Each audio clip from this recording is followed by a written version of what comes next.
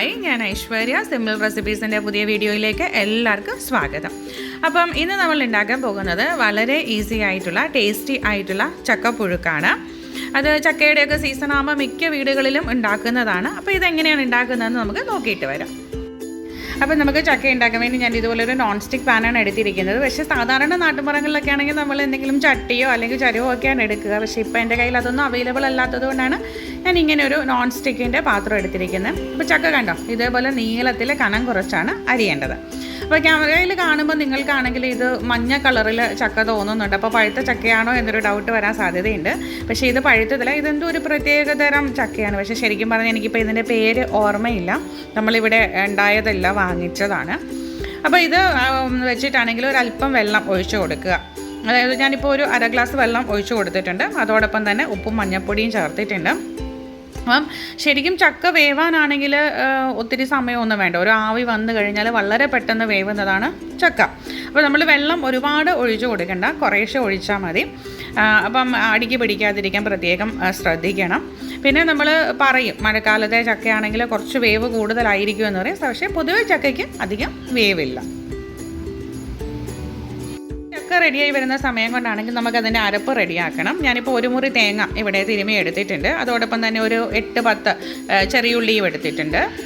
പിന്നെ നമുക്ക് ചേർത്ത് കൊടുക്കേണ്ടത് വറ്റൽമുളകാണ്. ഞാനിവിടെ ഒരു 3 വറ്റൽമുളക് എടുത്തിട്ടുണ്ട്. പക്ഷേ നിങ്ങളുടെ ഏരിയ അനുസരിച്ചിട്ട് 4-5 ചേർത്ത് കൊടുക്കാം, നല്ല എരി വേണ്ടവർക്ക്. പിന്നെ ചേർത്ത് കൊടുക്കുന്നതെന്ന് പറഞ്ഞു കഴിഞ്ഞാൽ വെളുത്തുള്ളിയാണ്. ചക്കയ്ക്ക് വെളുത്തുള്ളിയും കറിവേപ്പിലയും മസ്റ്റാണ്. അപ്പോൾ വെളുത്തുള്ളി ഒരു 5-6 വെളുത്തുള്ളി എടുത്തിട്ടുണ്ട്. പിന്നെ ഒരു മുറി തേങ്ങയാണല്ലോ ഞാനിവിടെ എടുത്തേക്കുന്നത്. അപ്പം ഈ ഒരു മുറി തേങ്ങയിൽ ഞാനിപ്പോൾ ആദ്യം 2 കൈ നിറച്ച് തേങ്ങ ഇട്ടിട്ട് ചെറുതായിട്ടൊന്ന് ചതച്ചെടുക്കുകയാണ് ചെയ്യുന്നത്. എന്നിട്ട് നോക്കും, അത് മതിയെന്നുണ്ടെങ്കിൽ അത്രയും ചേർത്ത് കൊടുക്കുക. ഇല്ല അത് തേങ്ങ പോരാതെ വരികയാണെന്നുണ്ടെങ്കിൽ നമുക്ക് അതിലേക്കാണെങ്കിൽ ബാക്കിയുള്ള തേങ്ങയും കൂടി ജസ്റ്റ് കൈ കൊണ്ട് തിരുമ്മി ഒന്ന് ഇട്ട് ചേർത്ത് കൊടുക്കാം. അപ്പോൾ ഇത് നന്നായിട്ടൊന്ന് ക്രഷ് ചെയ്ത് വരാം. ഓക്കെ, അപ്പോൾ ഇവിടെ വെന്ത് വരുന്നതേ ഉള്ളൂ. പിന്നെ ചില സ്ഥലങ്ങളിലാണെങ്കിൽ ചക്കയ്ക്കാണെങ്കിൽ ജീരകവും പച്ചമുളകും ചേർക്കും. പക്ഷേ ഞാനതൊന്നും അരച്ച് ചേർക്കാറില്ല. ഞാനെന്താ ജീരകം പച്ചമുളകും ഒന്നും ചേർക്കാത്തതെന്ന് വെച്ചാൽ പണ്ട് മുതലേ എൻ്റെ വീട്ടിൽ എൻ്റെ അമ്മ ഫോളോ ചെയ്യുന്ന റെസിപ്പിയാണ് ഞാനും ഫോളോ ചെയ്യുന്നത്. അതുകൊണ്ടാണ് ഞാനത് ചേർക്കാത്തത്. പിന്നെ നമുക്ക് ചക്ക ഏകദേശം ഒന്ന് വെന്ത് വരുമ്പോഴാണെങ്കിൽ ഇതിലേക്ക് കറിവേപ്പില ചേർത്ത് കൊടുക്കും. ഞാൻ ആദ്യമേ തന്നെ പറഞ്ഞല്ലോ, ചക്കയ്ക്ക് കറിവേപ്പില മസ്റ്റാണ്. ചക്കയുടെ ഒരു ടേസ്റ്റ് കൂട്ടുന്ന സാധനങ്ങളിൽ ഒന്നാണ് ഈ കറിവേപ്പിലയും വെളുത്തുള്ളി. അപ്പം വെള്ളം കുറച്ച് കുറവാണെന്ന് തോന്നുവാണെന്നുണ്ടെങ്കിൽ നമുക്ക് അര ഗ്ലാസ് വെള്ളം കൂടി ചേർത്ത് കൊടുക്കാം. അത് നിങ്ങളുടെ കയ്യിലിരിക്കുന്ന ചക്കയുടെ അനുസരിച്ചിരിക്കും എത്ര വെള്ളം ചേർത്ത് കൊടുക്കണം എന്നുള്ളത്. അപ്പോൾ എപ്പോഴും ശ്രദ്ധിക്കുക, വെള്ളം കുറവാണെന്ന് തോന്നുവാണെങ്കിൽ ചെറിയ ചൂടുവെള്ളം നമുക്ക് ഇതിലേക്ക് ചേർത്ത് കൊടുക്കാവുന്നതാണ്. അപ്പോൾ ചക്കയുടെ സീസൺ വരുമ്പോഴെന്ന് പറഞ്ഞു കഴിഞ്ഞാൽ നമ്മൾ ചക്ക കൊണ്ട് എന്തെല്ലാം കറികൾ ഉണ്ടാക്കും ഇല്ലേ? ചക്കപ്പുഴുക്ക് ഉണ്ടാക്കും, ചക്ക എരിശ്ശേരി, തീയൽ, അങ്ങനെ ഒരുപാട് ഐറ്റംസ് ഉണ്ടാക്കാറുണ്ട്. ശരിക്കും പറഞ്ഞാൽ ചക്ക ഇഷ്ടമല്ലാത്തവരായിട്ട് ആരും ഉണ്ടാവില്ലെന്നാണ് എൻ്റെ വിചാരം. ഒന്നെങ്കിലും പഴുത്ത ചക്ക ഇഷ്ടമായിരിക്കും, ഇല്ല ഇതുകൊണ്ടുള്ള കറികൾ ഇഷ്ടമായിരിക്കും. അപ്പോൾ നമ്മുടെ ചക്കയൊക്കെ ഇവിടെ നന്നായിട്ട് വെന്തിട്ടുണ്ട്. നമുക്കിനി ഈ സമയത്ത് അരപ്പ് ചേർത്ത് കൊടുക്കാം. അപ്പോൾ ഞാൻ അരച്ചപ്പോൾ പറഞ്ഞല്ലോ 2 പിടി തേങ്ങ മാത്രം ഇട്ടിട്ടാണ് അരച്ചിട്ടുള്ളത്. നമ്മളൊന്ന് ചേർത്ത് കൊടുത്ത് നോക്കണം. അപ്പോൾ ചക്കയ്ക്ക് തേങ്ങ പോരാന്നുണ്ടെങ്കിൽ നമുക്ക് ബാക്കി ഇരിക്കുന്ന തേങ്ങയും കൂടി ജസ്റ്റ് ഒന്ന് കൈ കൊണ്ട് ഞെരടിയിട്ട് ചേർത്ത് കൊടുത്താൽ മതി, യാതൊരു കുഴപ്പവും ഇല്ല. ശരിക്കും എൻ്റെ വീട്ടിലൊക്കെ എന്ന് പറഞ്ഞു കഴിഞ്ഞാൽ ചക്കയുടെ ഒരു മെയിൻ കോമ്പിനേഷനായിട്ട് കഴിക്കുന്നത് കടുമാങ്ങയാണ്. ചക്കയും കടുമാങ്ങയും ഭയങ്കര കോമ്പിനേഷനാണ്.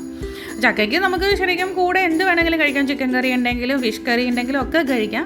പക്ഷേ എൻ്റെ പേഴ്സണലി പറയുകയാണെന്നുണ്ടെങ്കിൽ ചക്കയ്ക്ക് കടുമാങ്ങയാണ് ഭയങ്കര ടേസ്റ്റ്. ഈ ചക്ക സീസണിൽ തന്നെയാണല്ലോ മാങ്ങ, അപ്പം മിക്ക വീടുകളിലും കടുമാങ്ങ ഉണ്ടാകും.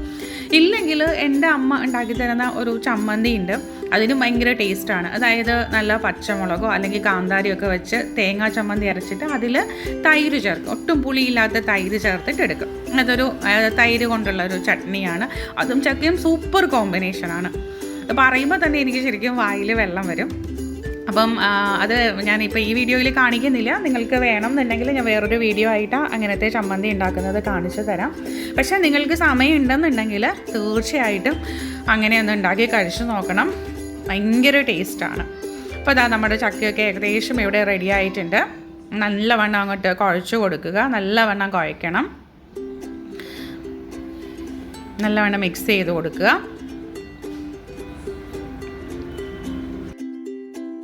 ഇപ്പോൾ പണ്ട് എനിക്കൊന്നും ഓർമ്മയില്ല, എന്നാലും എൻ്റെ അമ്മയൊക്കെ പറയും ഈ ചക്ക വേവിക്കുന്ന സമയത്താണെങ്കിൽ പച്ചമടൽ വെട്ടിയിട്ട് തുടുപ്പെന്ന് പറഞ്ഞൊരു സാധനം ഉണ്ടാക്കി വെക്കുക. അതുകൊണ്ടാണ് ചക്ക നന്നായിട്ട് മിക്സ് ചെയ്യുന്നത്. അപ്പോൾ ആ സമയത്തൊക്കെ ഒരുപാട് ചക്ക വേവിക്കുമല്ലോ, അപ്പോൾ ഇളക്കാൻ സൗകര്യത്തിനാണ്. പക്ഷേ ഇന്നിപ്പം അങ്ങനെ ആരെങ്കിലും ഉണ്ടാക്കുന്നുണ്ടോ എന്ന് എനിക്കറിയില്ല. ഞാൻ എന്തായാലും അതൊന്നും വെച്ചല്ല ചെയ്യുന്നത്, തടിത്തവി കൊണ്ട് തന്നെയാണ് ചെയ്യുന്നത്. അപ്പോൾ ഇത് നന്നായിട്ട് മിക്സ് ചെയ്ത് കൊടുക്കുക. നമ്മുടെ ഈസി ആയിട്ടുള്ള ടേസ്റ്റി ആയിട്ടുള്ള ചക്ക ഇവിടെ റെഡി ആയിട്ടുണ്ട്.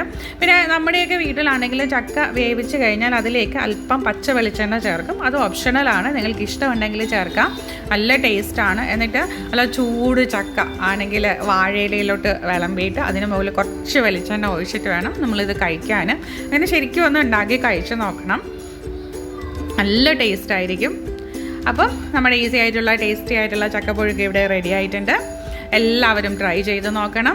ട്രൈ ചെയ്തിട്ട് അഭിപ്രായങ്ങൾ കമൻറ്റ് ബോക്സിലൂടെ അറിയിക്കുക. വീഡിയോ ഇഷ്ടമായി കഴിഞ്ഞാൽ ലൈക്ക് ചെയ്യാനും ഷെയർ ചെയ്യാനും ഒന്നും മറക്കരുത്. നമ്മുടെ ചക്കപ്പുഴുക്ക് റെഡിയായി കഴിഞ്ഞു. അപ്പം എല്ലാവർക്കും വീഡിയോ ഇഷ്ടമായി എന്നാണ് ഞാൻ വിചാരിക്കുന്നത്. നിങ്ങൾ ആദ്യമായിട്ടാണ് കാണുന്നതെന്നുണ്ടെങ്കിൽ എൻ്റെ വീഡിയോ സബ്സ്ക്രൈബ് ചെയ്ത് എന്നെ സപ്പോർട്ട് ചെയ്യുകയും വേണം. അപ്പോൾ ഇനി നമുക്ക് മറ്റൊരു വീഡിയോയിൽ കാണാം. Thank you for watching.